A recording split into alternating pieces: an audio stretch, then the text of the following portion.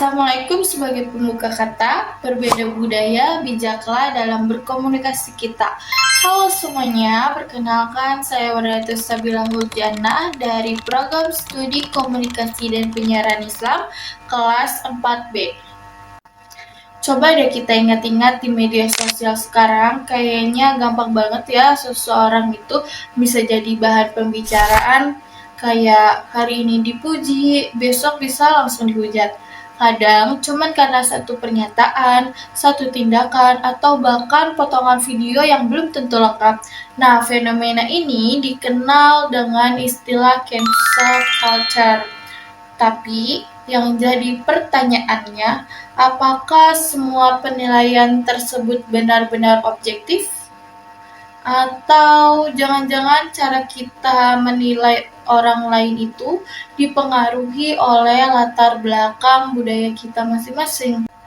Nah, di video ini aku mau bahas fenomena cancel culture dari sudut pandang komunikasi antar budaya. Kalau kita lihat salah satu kasus yang sempat ramai yaitu yang dialami oleh Inara Rusli. Nih, di media sosial hampir setiap hal yang beliau lakukan atau sampaikan itu selalu jadi sorotan. Ada yang memberikan dukungan, tapi ada juga yang langsung mengkritik atau bahkan sampai menghakimi. Yang menariknya, respon dari masyarakat itu berbeda-beda. Ada yang melihat dari sisi empati, ada juga yang melihat dari sisi norma, bahkan ada yang langsung mengambil kesimpulan tanpa mencari tahu lebih jauh. Dari sini bisa kelihatan ya kalau satu fenomena ini bisa ditafsirkan secara berbeda oleh banyak orang. Kalau kita kaitkan dengan komunikasi antar budaya, sebenarnya hal seperti ini wajar terjadi. Kenapa? Karena komunikasi antar budaya itu adalah proses interaksi antara orang-orang yang punya latar belakang budaya yang berbeda. Nah, perbedaan itu bisa dalam bentuk nilai, cara berpikir, bahkan cara menyampaikan sesuatu. Misalnya, ada budaya yang terbiasa berbicara secara langsung dan terbuka, tapi di budaya lain cara seperti itu bisa dianggap kurang sopan. Nah, ketika semua perbedaan itu bertemu di suatu tempat, yaitu media sosial, yang terjadi itu bukan cuma interaksi, tapi juga potensi kesalahpahaman, karena setiap orang memahami pesan berdasarkan sudut pandangnya masing-masing.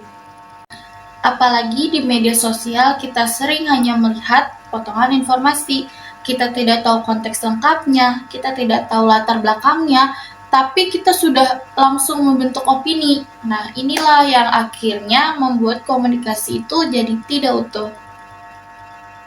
Selain itu, ada juga konsep stereotip dalam komunikasi antar budaya. Stereotip ini bisa dibilang sebagai kebiasaan kita untuk langsung menilai seseorang hanya berdasarkan persepsi atau label tertentu. Misalnya, kita langsung berpikir orang seperti ini pasti begini ya, padahal kan belum tentu. Nah, masalahnya stereotip ini seringkali tidak akurat dan bisa menimbulkan prasangka. Jadi, sebelum benar-benar memahami, kita sudah punya penilaian duluan. Dan ketika hal ini terjadi di media sosial, dampaknya bisa jauh lebih besar karena opini itu menyebar dengan cepat. Nah, disinilah kaitannya dengan cancel culture. Kenapa? Karena banyak orang langsung bereaksi cepat terhadap suatu isu. Melihat sedikit langsung berkomentar, mendengar sepintas langsung menyimpulkan, tanpa sadar kita ikut membentuk opini publik yang belum tentu benar sepenuhnya. Dan ketika banyak orang melakukan hal yang sama, akhirnya muncullah nih penghakiman massal. Padahal bisa jadi yang terjadi hanyalah perbedaan cara pandang atau perbedaan budaya dalam memahami suatu hal. Nah, menurut saya ini bisa jadi refleksi juga buat kita sebagai pengguna media sosial. Kadang kita merasa apa yang kita anggap benar itu pasti benar juga untuk semua orang. Padahal di dunia yang multikultural seperti sekarang ini, perbedaan itu justru hal yang normal. Nah, yang jadi masalah bukan perbedaannya, Tapi bagaimana kita menyikapi perbedaan itu? Apakah kita langsung menolak atau kita mencoba memahami lebih dulu? Makanya penting banget untuk punya kesadaran dalam komunikasi antar budaya. Kita nggak harus selalu setuju dengan orang lain, tapi setidaknya kita bisa mencoba melihat dari sudut pandang yang berbeda. Selain itu juga, kita perlu lebih bijak dalam menggunakan media sosial. Nggak semua hal harus langsung dikomentari, dan nggak semua hal harus langsung dihakimi. Kadang memahami itu jauh lebih penting daripada sekedar berkomentar. Jadi dari pembahasan tadi kita bisa melihat bahwa fenomena cancel culture di era digital sangat berkaitan dengan komunikasi antar budaya, perbedaan nilai, cara berpikir, dan cara berkomunikasi bisa memicu kesalahpahaman apalagi jika diperkuat oleh stereotip dan prasangka. Semoga kita bisa menjadi pengguna media sosial yang lebih bijak, tidak hanya cepat menilai, tapi juga mau untuk memahami.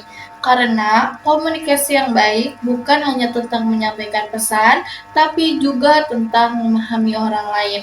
Terima kasih. Wassalamualaikum warahmatullahi wabarakatuh.